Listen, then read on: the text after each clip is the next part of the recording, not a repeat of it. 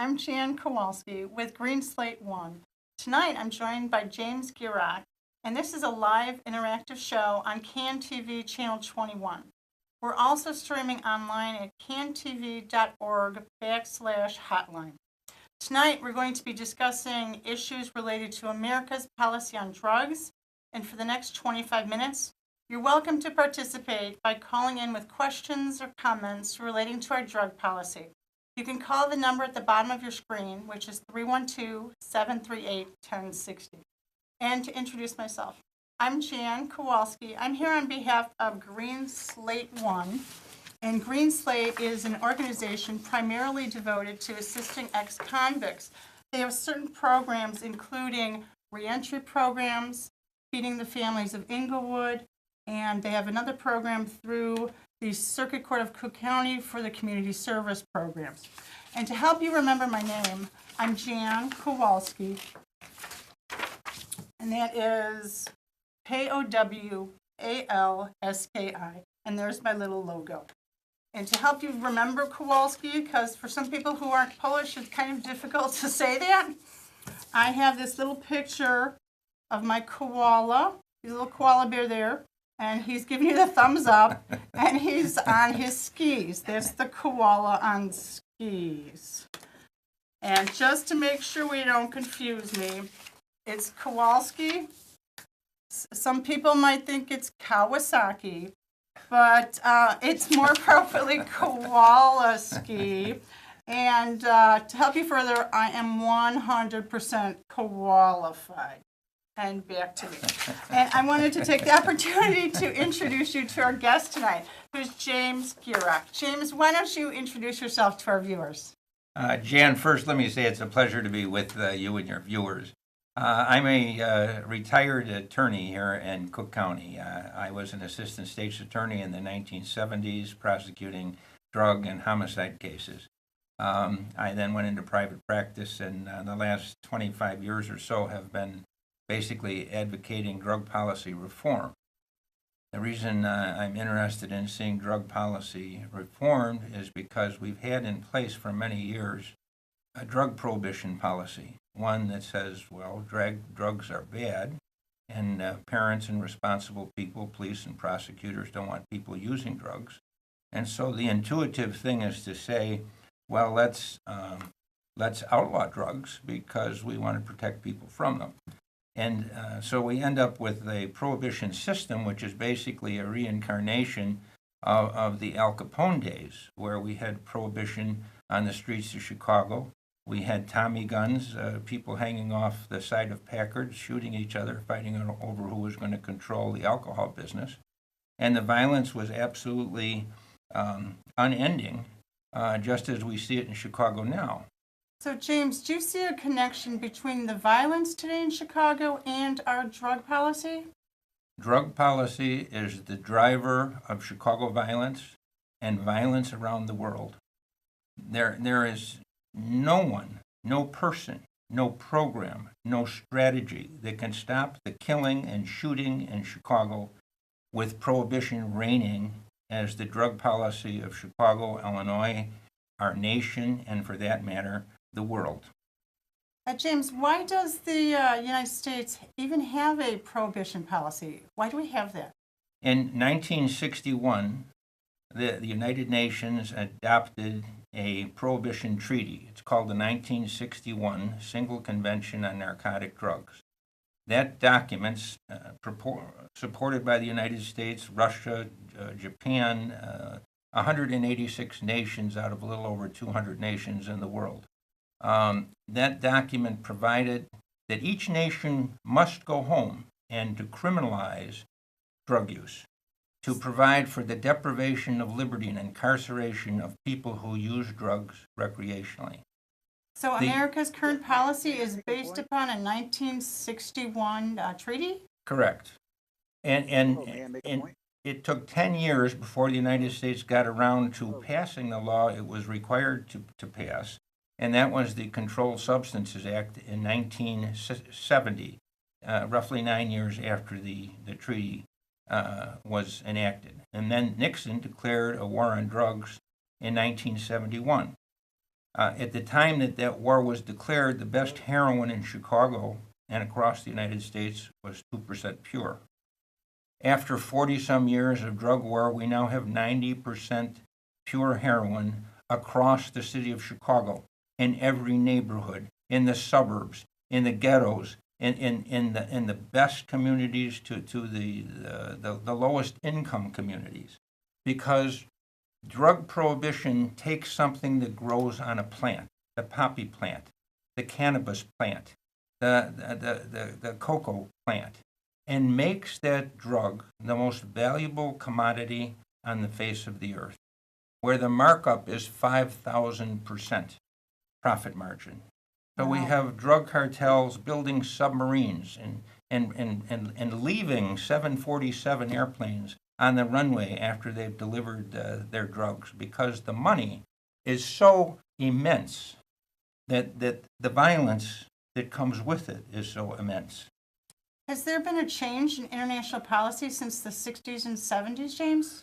Yes, they've passed a second treaty, which was called the UN Treaty Against Psychedelic Drugs, and that was in 1981. And then in 1988, because the treaties weren't working so well, they passed a prohibition on the international transport of drugs. So it's basically oriented towards drug trafficking and trying to prevent that. But it hasn't worked. Things are so bad that in Mexico they're killing 10,000 people a year in drug violence. We've arrested El Chapo, the leader of the Sinaloa drug cartel. And as a result of that, things in Mexico at the moment are unsettled. The Sinaloa drug cartel is the largest drug cartel in the world. Hold on, James. I think we have a caller.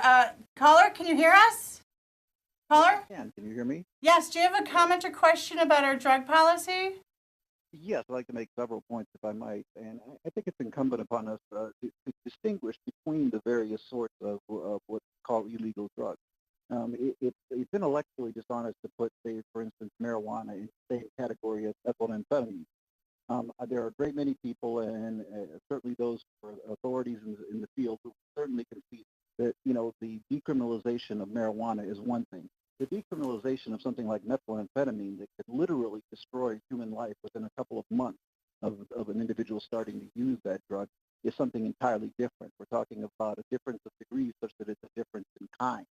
Well, caller, let me ask James about that. James, do you have any comment about the classification of illegal drugs? Does it matter?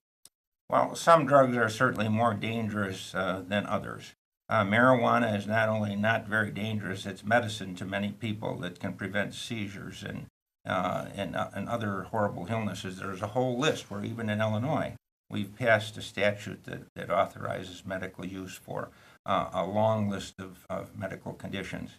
But the United Nations Treaty of which I speak, the 1961 Single Convention on Narcotic Drugs, classifies cannabis in the same Schedule 1 as it does heroin. So, and that's the point. And the point that I'm trying to make is I'm not at all discounting the notion in terms of that marijuana should be in fact not only legal, but it should not be illegal anywhere. I absolutely agree with that. The point I'm trying to make is that by saying that about marijuana, it does not mean then you can lump a bunch of other drugs, including the worst of them, which is why I point methamphetamine into that category and say, okay, you can have access to marijuana. That does not mean that we should then grant people the same access to something like methamphetamine. There's a degree to which something is so dangerous that it undermines the capacity for a human being to make a rational choice. Marijuana does not undermine your ability to make a rational choice in terms of your life, in terms of basic choices in your life. What has been discovered about methamphetamine is that compared to any other stimulant in terms of endorphins, nothing on the planet compares to what methamphetamine can do to your brain. So in other words, it becomes the only driving force in your life. It destroys your life. I can interject. That's why I'm asking this question about where we draw the line. There's certainly Caller, that is a great concern. James, where should we draw the line on the drug classifications? Well, I have attended the Commission on Narcotic Drugs, which happens to be going on this week. This year I'm not there, but it goes on for roughly a week. It's held in Vienna. This International Commission is charged with the responsibility of administering these three prohibition treaties.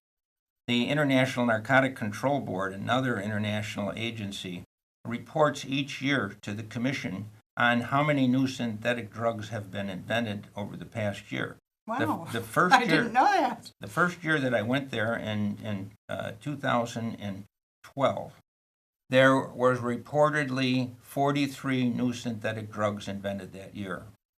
Methamphetamines is one of them. That not invented that year, but that is a synthetic stimulant. The next year I go back and there were 50-some new synthetic drugs invented. The next year I go back to Vienna and there was over 100 new synthetic drugs invented in the year. Wow. The third year I go back, 2015, there were over 300 new synthetic drugs invented in 1 year. And the reason was because the drug cartel chemists, by inventing something that didn't exist before, prevented the prosecution of the people involved in the manufacture, invention, and distribution of the drug, because you can't outlaw something that didn't exist before. Oh, so they keep coming up with new drugs every year. Correct. So I didn't know that. So all of us would agree that there are many, many dangerous drugs. There's lingo under the sink. There's alcohol, tobacco, cars, guns. There are many things that can kill you. Sniffing glue. Including many things to sniff. So we can't keep drugs out of prisons in the United States or the world. So how are we going to keep drugs out of a free society? By passing a law. We could pass a law outlawing dandelions so that every spring people didn't have to go out and buy their Scotch product and kill the dandelions. But you can't make them go away by passing a law. But when we pass a law of prohibition on methamphetamines or whatever the new horrible drug, crocodile or whatever is going to be, what we do is we increase the value. And when we increase the penalties for a particular drug, so we've made methamphetamine penalties the same as it is for heroin. What we have done is incentivized the people to manufacture those drugs in order to make the money. That translates here in Chicago into 780 murders a year. Wow. Into over 4,000 people killed in Chicago last year. We have, according, if I may, Keep going, Jane. we have the superintendent of police who said that the driving force behind Chicago violence is the drug trade. And yet none of our leaders here in Chicago, or across the United States for that matter, are advocating a change in drug policy to end this prohibition system. But you know, James, I think they are advocating hiring, retaining, and better training for our police force. Do you think that's the answer for the violence in Chicago, James? Well, I presented testimony before President Obama's 21st Century Task Force on Policing. And the co-chairman of that was Charles Ramsey, former deputy superintendent of police in Chicago. And I used to be a guest speaker at DuPage College when he was teaching graduate students in law enforcement. I don't think you can make policing better. You can't make it accountable. You can't stop the excess use of force. You can't stop the militarization of the police department and the bringing into tanks and things that the Pentagon is shipping out into local law enforcement if you have prohibition in place. Prohibition is the enemy. May I make a point? We have many callers here. I see many. And let me just pause for station identification. You're watching Green Slate 1 live on CAN TV channel 21 and cantv.org/hotline. And today's discussion is America's drug policy. And I'm joined tonight by James Gierach. And give us a call, and you can join in the conversation by calling the number on your screen. I'm James. I'm sorry to interrupt you. Make a point. Yes, if I could make Yes, a point. caller, what was your point? Yes, I agree with the gentleman. Now, to be fair, all of the homicides that were committed in Chicago last year are not a function of the drug trade. There are plenty of interactions that took place between individuals that had nothing to do with drugs and resulted in a murder. Now, yes, a lot of those homicides are drug-related. He's absolutely correct. Not all, but to be fair. Secondly, we went from having a system in which we had a prohibition against the manufacture and sale of alcohol, and then that was repealed. Organized crime didn't go away because we repealed a prohibition. They simply moved into other elements of crime. So yes, if we legalize drugs tomorrow, there's nothing to demonstrate that gangs are simply going to just disappear and stop killing each other. No, they're going to end up doing things like breaking into your car to steal it, breaking into your home, robbing you on the street. They're going to turn to alternative means to make that money, except that it's not going to involve drugs. So, let's not fool ourselves into thinking that somehow the gangs and the violence are going to disappear simply because we make something, decriminalize something. Well, let me ask James. James, if we do a change in our drug policy, is that going to have any effect on the violence in Chicago? It will plummet, I would estimate, at least in half. And I could quote you the statistics of the former superintendent Gary McCarthy in Chicago as to what percent of these murders in Chicago are drug-related. He estimated that the gang killing was 80% driven by the drug trade. Right, but again, the drug trade is about money. So if you legalize drugs and then take it out of the realm of gangs, what are gangs going to do to make money? They're going to turn to other kinds of crimes, and they're going to kill other people in order to make that money somewhere. The estimated value of the drug trade worldwide is $500 billion a year. There is no business that compares. There is nothing in life. I took a graph from the drug czar's office that showed the price of heroin, and out of curiosity, please let me answer your question. So I took the price of heroin out of the drug czar's graph, and I compared it to the price of gold in the newspaper. And it turned out that the heroin was 122 times more valuable than gold by weight. And I wrote an article that suggested, please, can we not have interruption by this call, who's ever controlling this? Thank you, Ziff. Thank you, caller. We have, so we have a drug 122 times more valuable than gold by weight as a consequence of prohibition. So I wrote an article that suggested we should take the gold out of Fort Knox and put it at the curb and move in the heroin and the cocaine when we see it. Great idea. It's more valuable. I have for 30 years in Chicago tried to advocate the idea that without taking the money out of the drug business, no one can stop the violence. My interest in drug policy is not because I'm in favor of drug use. My objective is to stop the heartache from the killings and the shootings and the endless violence and the retaliation for the killings and the building of prisons to the point where we can't pay for schools, where we corrupt the police. The guy who was the head of one of the leaders in gang crime, Maginowski, ends up running a drug cartel from Florida to Chicago. We have the guy who's the head of the evidence vault in Chicago in prison. We have the Mexican drug czar in prison. We have corruption stories every week across the country. We have preachers and lawyers and others corrupted by the money of prohibition. Well, let me ask you, James, how do we get the money out of the drug trade? By putting in place experimental legalization programs. 25 years ago, I ran for state's attorney of Cook County. I ran for governor of the state of Illinois in 1994.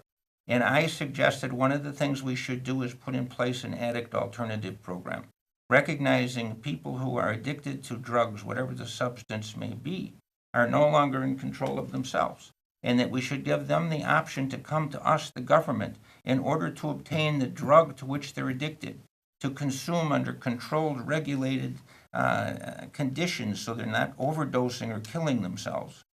Taking heroin, I just looked this morning before I came on the program, 200,000 people a year are dying of drug overdoses. And one of the ironies is these dangerous substances this caller talked about earlier, when you outlaw something, you give up the right to control and regulate it. You can't say what hours the business is open, how strong the stuff is. You can't put in place labeling things. Or tax it as well. And That's you a lot can't of tax tax it. money. The marijuana industry that is now legalized in 8 states for recreational purpose is going to be providing $20 billion in revenue in these early years. Is that for the 8 states total, or for each state is going to No, be making that's- $20 that- billion? That was the estimate for the value of the business in 1 year, where we're at now. Wow. Oh, I think we have a caller. Caller, do you have a comment or question about the drug policy? Yes, I do. I want to say congratulations to you all with the program you have. I'm from the old school when we had public school system. That was public school system. We had teaching that was really teaching. But right now, the market world, now that we have whatever that's bad and ugly, we don't have family value movies anymore. We got all stuff about the same as it's teaching about drugs, about the gun, but every time you turn on the TV or go to a show, the movie house, as they call it, you see nothing but this type of house that's being emanated by broken homes. People don't know any better. They think this is the way to go. The market world needs to change. They need to sit down. So they're glamorizing the drugs as it exists. Is that your point, caller? Yes, And we have to change Hollywood, too. this is what I'm speaking of. And nobody wants to address that. Thank you so much. Keep up the good work. Thank you for the call. Caller. So, James, I hate to interrupt you here, but is there a change on the horizon for America's drug policy? Hopefully. Boy, I pray there is, because I really believe that you can't stop the violence. We have tried everything in Chicago. We filled the prison with 10,000 people, and it didn't stop the violence. And living in a police state also doesn't stop the violence. We pay $120 million a year in police overtime. We put medical detectors in front of the schools. We put triangulation to figure out where the gunshots are coming from on top of telephone poles. Right, cameras. We put cameras in the streets. We build cul-de-sacs so people can't get out of the neighborhood after they did the shooting, as if some kind of a canyon will prevent the people from getting out. We've tried specialized gang units. We've tried priority gun prosecutions. We've had the feds and the FBI and all of the three-letter initial organizations that come in to help Chicago. And yet we have politicians and others who are saying, let's call out the National Guard because the violence is so unrelenting. Chicago cannot have safe neighborhoods and drug prohibition. If you want prohibition because drugs are bad, and we're going to try to save the kids from drugs, we're going to kill the kids with the gangs and the guns that come from Al Capone prohibition. Al Capone was in favor of prohibition. Why should a parent or responsible person be on the drug dealer's side? Pablo Escobar was in favor of prohibition. El Chapo Guzman was in favor of prohibition. Why would the responsible politicians and preachers and parents of Chicagoland, and for that matter the world, be on the same side of the line of scrimmage as the drug dealers and the drug cartels? We need to wage a war on drugs and violence and crime and prisons and taxes and unaffordable health care by taking away the consequences that come from outlawing drugs. You know, I'm absolutely opposed to drug use, but I'm more opposed to the war on drugs because the most effective way to make Chicago harms worse is to prohibit drugs. And yet, politically and historically, it's been the death knell to say anything like the things that I'm saying. Yet, it's the heart of what's wrong, not just in Chicago, but the world, but the nation. And everyone's afraid to say those things, but they need to be said. So we're calling upon our government officials, hopefully, to end the prohibition, James? Well, it's very difficult for a politician. I go to a press conference with Gary McCarthy one day because they had seized 200 guns and they put them on the tables. And I'm standing in the front row and I have a T-shirt on that says, "Cops say legalize drugs. Ask me why." And so as soon as he paused after his statement, I got my hand up and I stand up well, finally he stops talking. Every time I stood up, he kept talking. Eventually he stopped. And I got the first question in the front row of all the press, and I said, well, Mr. Superintendent McCarthy, is it not a fact this is just Al Capone all over again? We're just going to be back here in another week with another table of these drugs. James, I got to cut you off. They're going to cut me Sure. off. Thank you for watching and participating in today's show. And I'm Jan Kowalski with Green Slate I. My guest tonight has been James Gierach. And thank you, James, for joining us tonight. Thank you, Jen. Next week, we're going to be discussing preparations that illegal immigrants can make to hopefully protect themselves in the wake of America's change in policy on immigration. And tonight, my technician and producer has been Ziff Sistrunk. And thank you, and have a good night.